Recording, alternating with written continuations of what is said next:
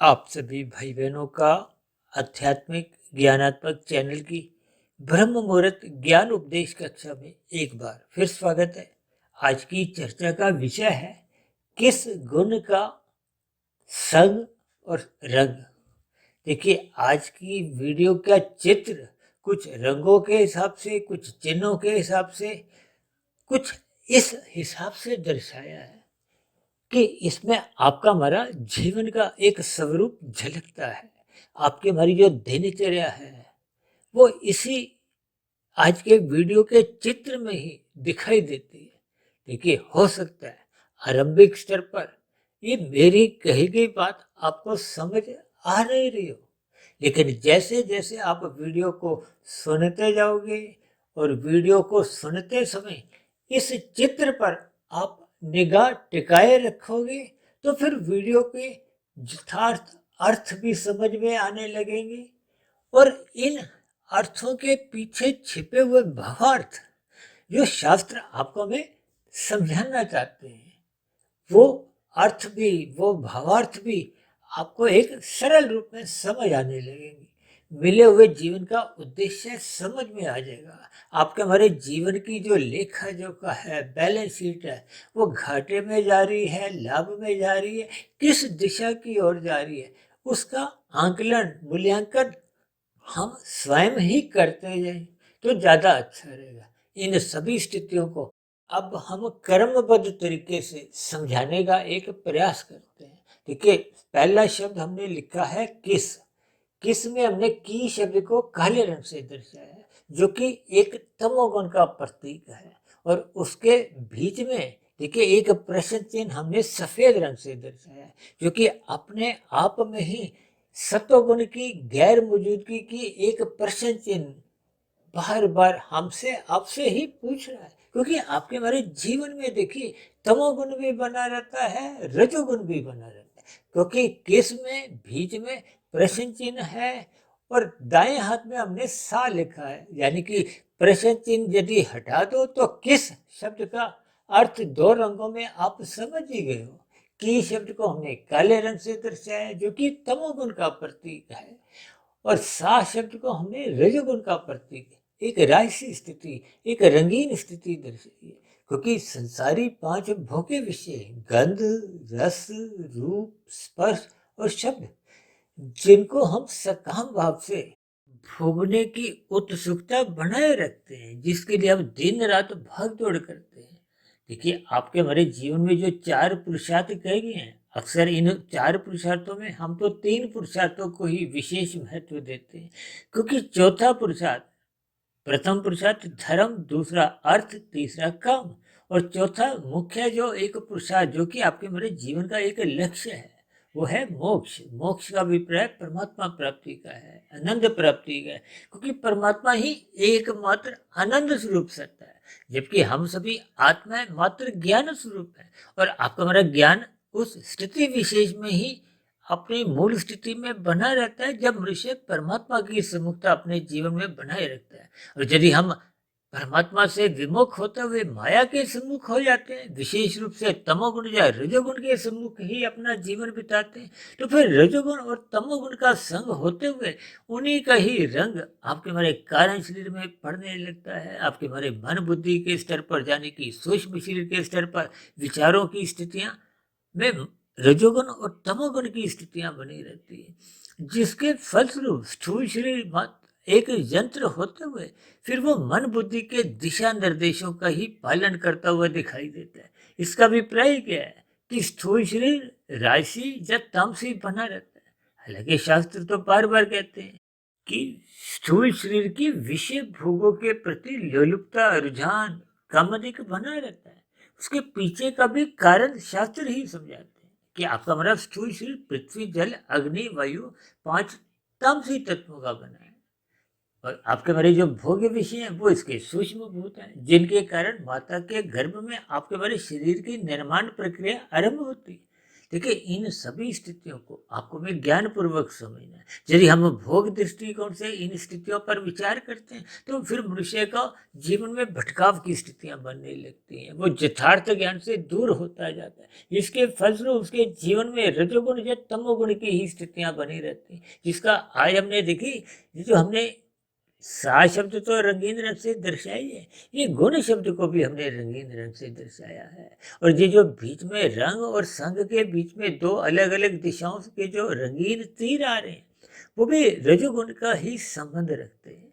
यानी कि आपके हमारे जीवन में ये रजोगुण और तमोगुण का संग निरंतर बना रहता है, जबकि शास्त्र बार बार कहते हैं कि तमोगुण की उपेक्षा करो। देखिए तमोगुण को नींद से भी जोड़ा जाता है, यहाँ नींद का अभिप्राय नहीं है। नींद तो देखिए योगी भी लेता है, भोगी भी लेता है।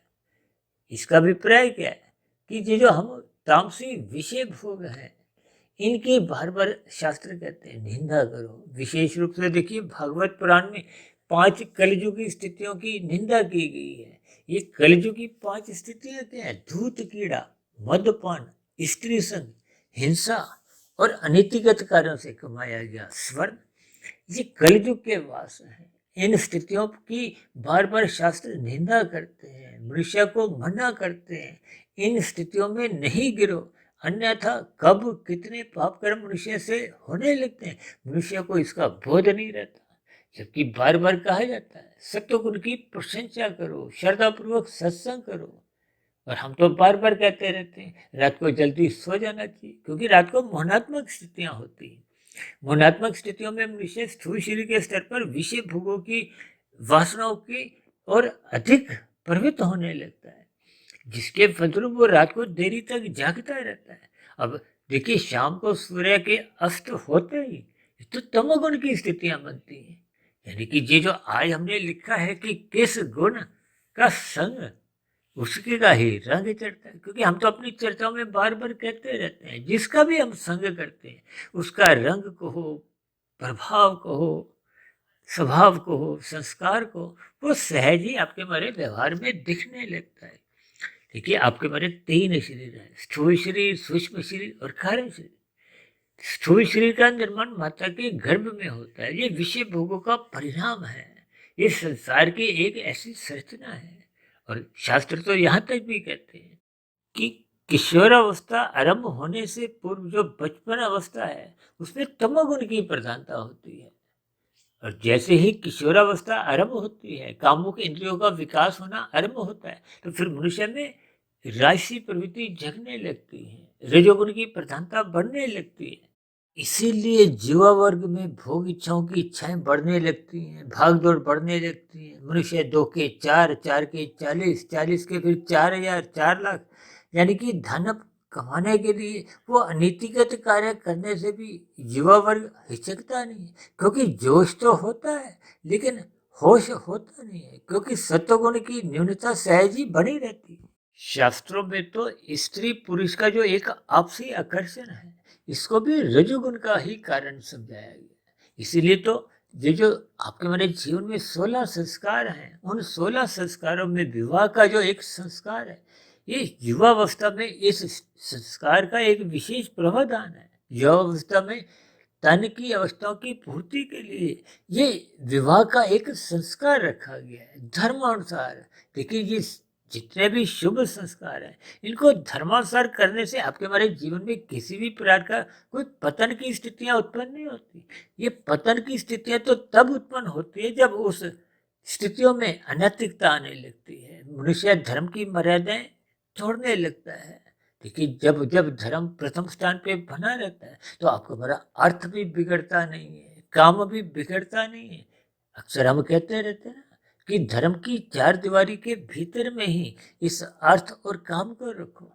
और भगवान श्री कृष्ण ने तो गीता में अर्जुन के रथ के जो 5 घोड़े हैं उनको 5 भोग्य विषयों से जोड़ते हुए उनकी जो लगाम है, लगाम एक मन है, उस मन को अपने अधीन में रखा है। यानी कि बुद्धि तत्व का अभिप्राय क्या है कि जब बुद्धि परमात्मा में लगी रहती है, गुरु की आज्ञा में रहती है, शास्त्रों के अनुसार एक व्यवस्थित बनी रहती है, यानी कि जब तक बुद्धि सात्विक रहती है तो फिर वो मन पर एक पूर्ण नियंत्रण पा लेती है। जब मन नियंत्रित होता है तो फिर ये जो ज्ञानेंद्रियां हैं या कर्मेंद्रियां हैं स्थूल शरीर के स्तर पर, ये फिर भटकाव में नहीं जाती, ये अमर्यादित नहीं होती, ये आवारागर्दी नहीं करती। यानी कि आपके हमारे जो विषय भोग हैं वो एक मर्यादा में रहते हैं। देखिए, जब जब धर्म की मर्यादाएं टूटने लगती हैं तो फिर ये अर्थ और काम की एक नंगा नाच होने लगता है, जो कि आज कलयुग की स्थितियों में देखिए 24/7 की स्थितियों में आप देखोगे अक्सर फिल्मी दुनिया में, फैशन की दुनिया में, विज्ञापन की दुनिया में या कुछ व्यापार की दुनिया में भी कुछ ऐसी ही स्थितियां आपको देखने को मिलती है जहां अर्थ और काम बिगड़ते जा रहे हैं। यानी कि जब अर्थ और काम धर्म की मर्यादाएं तोड़ने लगते हैं तो फिर अर्थ और काम एक नंगा नाच खेलते हैं, जिसके फलस्वरूप समाज में अनैतिक स्थितियां उत्पन्न होने लगती हैं। और शास्त्र बार बार कहते रहते हैं कि सत्संग करो, सत्संग करो।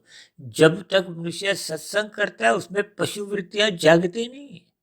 और जब जब सत्वगुण की न्यूनता होने लगती है, परमात्मा से हम विमुख होने लगते हैं, धर्म की मर्यादाएं टूटने लगती हैं, तो फिर ऐसी स्थिति में ये जो पशु वृत्तियां हैं ये सहज ही पनपने लगती हैं। पशु वृत्तियां फिर नाचने लगती हैं, जिसके फलस्वरूप संसार में अनैतिक कार्य होते हुए दिखाई देते हैं। और ये जो 5 कलयुग की स्थितियां हैं, इन 5 स्थितियों में आज एक साधारण मनुष्य अपने जीवन को इन सभी स्थितियों में अक्सर जाता हुआ नजर आता है और अपने आप को बहुत ही अधिक गौरवान्वित भी समझता है। यानी कि इन 5 कलयुगी स्थितियों में जाने से वो किसी भी प्रकार की कोई लज्जा महसूस नहीं करता, किसी भी प्रकार की कोई आत्मग्लानि महसूस नहीं करता। तो ये सभी स्थितियां आज के कलयुगी समाज में देखने को मिल रही है। ये सभी स्थितियां बिगड़ती जा रही हैं।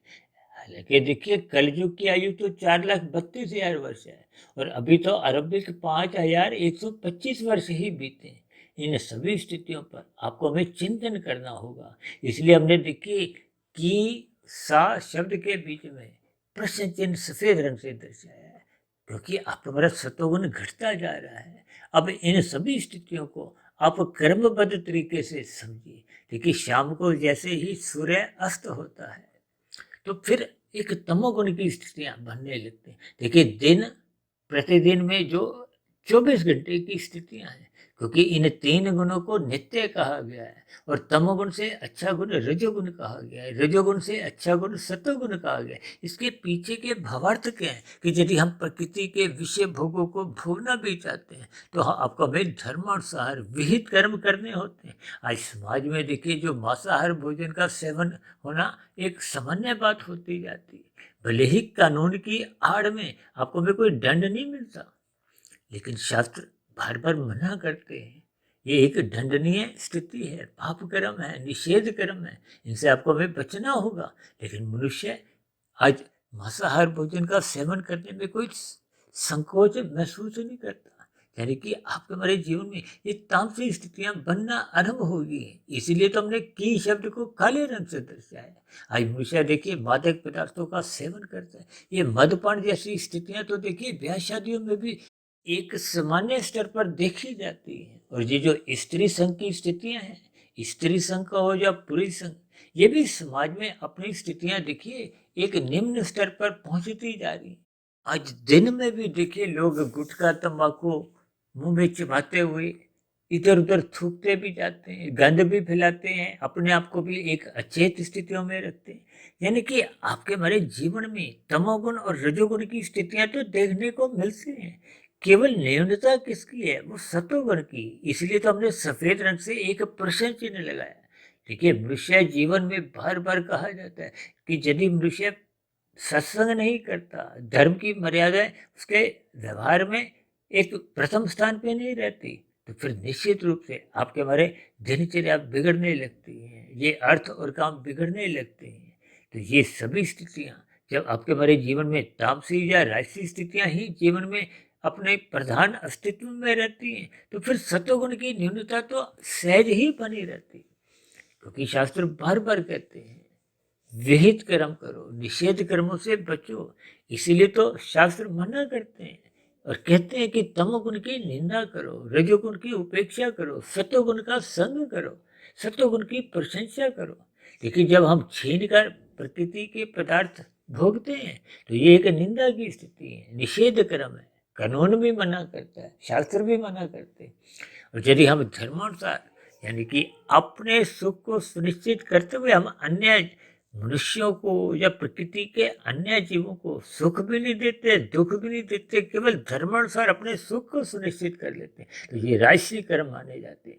और जब हम धर्मानुसार पुरुषार्थ करते हैं, अन्य जीवों को भी पीड़ा नहीं देते और पहले दूसरे मनुष्यों को देते हैं, परोपकार के कार्य करते हैं, पक्षियों को, पशुओं को हम आहार देते हैं, फिर हम स्वयं ग्रहण करते हैं, तो ये एक सात्विक कर्म है। इस दृष्टिकोण से देखिए, तमोगुण से 10 गुना अच्छा रजोगुण को कहा जाता है, रजोगुण से भी 10 गुना अच्छा सतोगुण को कहा जाता है। और अक्सर हमारी चर्चाओं में देखिए, सतोगुण से भी 10 गुना अच्छा विशुद्ध सतोगुण परमात्मा को कहा जाता है, जो कि निष्काम भाव से कर्मों की स्थिति है।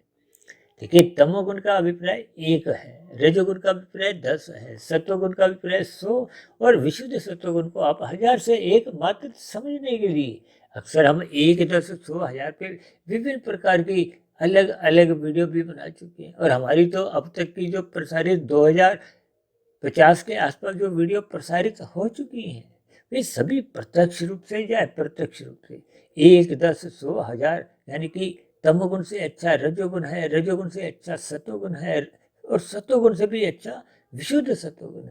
इसीलिए तो बार बार कहा जाता है कि परमात्मा की सम्मुखता बढ़ाने के लिए ब्रह्म मुहूर्त में उठो, तमोगुण की मोहनात्मक स्थितियों से बचने के लिए रात को जल्दी सो जाओ, सुबह ब्रह्म मुहूर्त में उठो, क्योंकि ब्रह्म मुहूर्त की स्थिति देखिए सतोगुण की एक शुद्धतम स्थिति है। और ये जो आपके हमारे जीवन में ये जो हम बार बार कह रहे हैं कि रजोगुण और तमोगुण की स्थितियां ही बनी रहती हैं, ये तमोगुण 1 की स्थिति है, 10 रजोगुण की स्थिति है, 100 सतोगुण की स्थिति है और 1000 विशुद्ध सतोगुण की स्थिति है। इसका अभिप्राय क्या है कि रजोगुण का पड़ोसी तमोगुण ही है। जब जब हम रजोगुणी विषय भोगों में आकर्षित होते हैं, संसार को अधिक भोगते हैं, तो देर सवेर मनुष्य का तमोगुण में गिरना सहज ही होने लगता है। देखिए, जिस गली में एक राशि मनुष्य रहता है, तमोगुणी भी वही रहता है। यानी कि 1 और 10 एक ही गली के 2 मकान हैं। देखिए, भावार्थ रूप में स्थितियों को जैसे जैसे हम समझते जाएंगे, यानी कि राशि मनुष्य के जीवन में बार बार तामसिक स्थितियां बनती बिगड़ती रहती। इसका अभिप्राय क्या है कि मनुष्य जब जब रजोगुण को अमर्यादित ढंग से भोगता है तो देर सवेर वो तमोगुण में गिरता है। तो आप कर्म कब कितने करता रहता है। मनुष्य को ज्ञान के अभाव में सत्वगुण की न्यून स्थिति होने के कारण उसको ऐसा बोध नहीं होता। जैसे अंधकार में कौन सी वस्तु रखी हुई है आपको में बोध नहीं होता। अक्सर हम देखिए, सत्वगुण को प्रकाश से संबोधित करते हैं, रजोगुण को धुंध से जोड़ते हैं और तमोगुण को अज्ञानता से, अंधकार से जोड़ते हैं। शाम को जैसे ही सूर्य अस्त होता है तो अंधकार में स्थितियां बनती हैं और उस अंधकार से बचने के लिए हम अपने घर में बल्ब ट्यूब जलाते हैं ताकि आपको में सामान रखा हुआ दिखाई दे, रसोई में कार्य करते हुए आपको में ठोकरे नहीं लगे। देखिए, ये सभी स्थितियां ज्ञान के स्तर पर आपको में समझनी होंगी। जैसे तन के स्तर पर प्रकाश होना आवश्यक है, उसी तरह मन बुद्धि के स्तर पर ज्ञान का होना आवश्यक है। ये ज्ञान का अभिप्राय धर्म से है, ज्ञान का अभिप्राय शास्त्रों से है, गुरु से है, परमात्मा से है। और हम सभी आत्मा तो देखिए वैसे ही ज्ञान स्वरूप है। आपको हमारा ज्ञान तभी आवृत होता है जब हम तमोगुण का अधिक संग करते हैं और रजोगुण का संग भी अमर्यादित ढंग से करते हैं। अब देखिए, शाम को सूर्य अस्त होते ही अगले 8 घंटे तमोगुण के होते हैं। आरंभिक स्तर पर जो तमोगुण की 2 घंटे 40 मिनट की स्थिति है वो गुजरे हुए रजोगुण से उतना अधिक आपको मैं दुखी नहीं करता। लेकिन फिर आगे की स्थिति वो घोर तमोगुण की स्थिति है जिसमें शास्त्र कहते हैं मनुष्य को सो जाना चाहिए। और अगली स्थिति आने वाले सत्वगुण से कमजोर होने लगती है जब मनुष्य लगभग सोने लगता है। अब कितने मनुष्य हैं जो रात को 1-1.5 बजे तक जागते रहते हैं, 2 बजे तक जागते रहते हैं, यानी कि वो तमोगुण का पूर्ण संग करते हैं। और जब सत्वगुण का आरंभ हो जाता है तब ऐसी स्थिति में वो सोने लगते हैं, यानी कि वो सत्वगुण की न्यूनता उनके जीवन में बनी रहती है। और जब वो पुनः सोकर जागते हैं तो संसार जाग चुका होता है, रजोगुण की स्थितियां एक आपके हमारे जीवन में प्रवेश करने लगती हैं, तो फिर इसका अभिप्राय क्या है कि मनुष्य के जीवन में तमोगुण का संग और रजोगुण का संग सहज ही आपके हमारे जीवन में अपना प्रभाव पूर्ण रूप से दिखाता है। और ये जो सात्विक स्थिति है जिसमें मनुष्य सोया हुआ है, सत्संग के प्रति विमुख हो चुका है, परमात्मा के प्रति सोया हुआ है, तो फिर ऐसी स्थितियों में आपके हमारे जो एक सात्विक स्थिति है वो कमजोर बनी रहती है। इसलिए हमने देखिए वो सफेद रंग का प्रश्न चिन्ह किस के बीच में लगाया है। की को हमने काले रंग से दर्शाया है, दाएं हाथ में हमने एक राशि स्थिति दर्शाई है, और ये जो दो तीर रंगीन रंग से एक दूसरे के दरवाजों पे प्रवेश कर रहे हैं, इसका अभिप्राय क्या है कि मनुष्य रजोगुण का संग करता है। प्रकृति में दिन में वो जगा होता है, संसार को पाने के लिए भागदौड़ कर रहा होता है, और फिर जैसे जैसे हम संसारी विषय भोगों को भोगते रहते हैं, फिर उसका चिंतन करते हैं, और चिंतन करते हुए पुनः भोगने के लिए फिर हम उस रजोगुण का संग करते हैं। यानी कि राशि विषय भोगों को बार बार भोगने की इच्छाएं जागती रहती हैं। इसलिए ये चिन्ह देखिए, संग का रंग फिर रंग का संग पुनः हम करते हैं। यानी कि एक बार संग होने से वो रस बुद्धि आपके मन बुद्धि के स्तर पर बनने लगती है। वो रस बुद्धि पुनः उन विषय भोगों का संग जाती है, भोग जाती है। तो ये दो प्रकार के जो रंगीन तीर हैं वो इसी बात की ओर ही आपको हमें कुछ ज्ञान दे रहे हैं। यानी कि आज की वीडियो विशेष में जो जो हमने देखिए निशान परमात्मा के आशीर्वाद से एक बनाए हैं, उन सभी स्थितियों पर आपको हमें चिंतन करना होगा। अपने मिले हुए जीवन में जो सत्वगुण की न्यूनता बन चुकी है, उस न्यूनता को समाप्त करना होगा। श्रद्धापूर्वक सत्संग करते हुए अपने मिले हुए जीवन में सात्विक स्थिति मजबूत करनी होगी। जैसे जैसे सात्विक स्थिति मजबूत होने लगती है, तो फिर मन बुद्धि सहज ही फिर सात्विक बनने लगते हैं, क्योंकि श्रद्धापूर्वक सत्संग होने से बुद्धि में विवेक शक्ति जगने लगती है। ये विवेक शक्ति परमात्मा से विशेष संबंध प्रीति का स्थापित करती है। देखिए, जितने जितने अंश में विवेक शक्ति जग जाती है, तो वो आपका हमारी भक्ति में लगाती है। भक्ति का अभिप्राय क्या है कि कारण शरीर का एक बुरे जो संस्कार पहले के राशि और तामसी बने हुए थे, वो क्रमशः कमजोर होने लगते हैं। फिर कमजोर होते होते वो दग्ध बीज की स्थिति में अवस्था में चले जाते हैं। जब बीज जल जाता है तो उसमें मन बुद्धि में फिर किसी भी प्रकार की अंकुरण की स्थितियां नहीं होती। जब अंकुरण नहीं होता तो फिर स्थूल शरीर के स्तर पर किसी भी प्रकार की बुराइयां नहीं आती। अन्यथा ये रजोगुण जब जब प्रधान होता जाता है तो देर सबेर मनुष्य का ये तमोगुण भी बिगड़ने लगता है, क्योंकि ये दोनों पड़ोसी हैं। वे विषय भोगों के वेग इतने असत्य बना देते हैं, मनुष्य को व्यसनी बना देते हैं कि मनुष्य उन विषय भोगों की इच्छाओं की पूर्ति के लिए पाप कर्म करने से भी हिचकता नहीं है। इस समाज में जितनी भी बुराइयां, इन सभी बुराइयों के पीछे का कारण मनुष्य के बिगड़ा हुआ रजोगुण ही है। इसलिए हम सभी भाई बहनों को अपने रजोगुण को एक मर्यादा में रखना होगा, सत्वगुण की लगाम से। जैसे हम गाड़ी को नियंत्रण में ब्रेक से रखते हैं, ठीक उसी तरह आपके हमारे जीवन में ये जो राशि स्थितियां हैं, इसको सत्वगुण की लगाम से एक नियंत्रण में रखना चाहिए। जब रजोगुण नियंत्रण में आ जाता है तो फिर तमोगुण बिगड़ता नहीं है। रजोगुण बिगड़ते के साथ ही तमोगुण बिगड़ने की संभावना जागृत होने लगती है। इन सभी स्थितियों के भावार्थ को आपको हमें समझते हुए ये रजोगुण और तमोगुण की स्थितियों से, तभी तो शास्त्र बार बार कहते हैं तमोगुण की निंदा करो, रजोगुण की उपेक्षा करो, और संग और प्रशंसा केवल और केवल सत्वगुण की करो। इसीलिए हम बार बार कहते हैं रात को जल्दी सो जाओ, ब्रह्म मुहूर्त में उठ जाओ। हमारी तो देखिए प्रतिदिन की ये जो वीडियो है, चाहे संध्या बेला ज्ञान कक्षा की हो, चाहे ब्रह्म मुहूर्त ज्ञान उपदेश कक्षा की हो, चाहे कोई भी वीडियो जो भी हम प्रसारित करते हैं, ये बनती केवल और केवल ब्रह्म मुहूर्त में ही है। परमात्मा के आशीर्वाद से देखिए, मैं तो 1 डेढ़ 2 बजे तक उठ जाता हूँ, तो फिर जगने के बाद की जो एक स्थिति है वो ब्रह्म मुहूर्त एक लंबा समय कर देती है। और जब मनुष्य मायातीत की स्थिति पे पहुंचने लगता है तो ये ब्रह्म मुहूर्त की स्थिति फिर 24 घंटे की बन जाती है। देखिए, इन सभी स्थितियों की आपको हमें सही सही भावार्थ समझने होंगे। अपने मिले हुए जीवन में जो सत्वगुण की न्यून स्थिति बनी हुई है, इसलिए हमने उसको प्रश्न चिन्ह से आपके हमारे मन के दरवाजे पर एक बोध करवाया है, ताकि हम इन सभी स्थितियों पर चिंतन करें और तमोगुण और रजोगुण की स्थितियों पर एक मर्यादा लाएं। देखिए, तमोगुण को अर्थ नींद से है। नींद भी आपने हमने सात्विक लेनी है, राजसी नींद से भी बचना है। देखिए, इन सभी स्थितियों का ज्ञानपूर्वक चिंतन करते हुए आपको हमें सत्वगुण की एक सात्विक स्थिति मजबूत करनी है। क्योंकि सात्विक स्थिति जितनी मजबूत होगी, यानी कि नींव जितनी मजबूत होगी, उसके ऊपर ये कर्म योग, ज्ञान योग, भक्ति योग रूपी इमारतें खड़ी हो सकेंगी।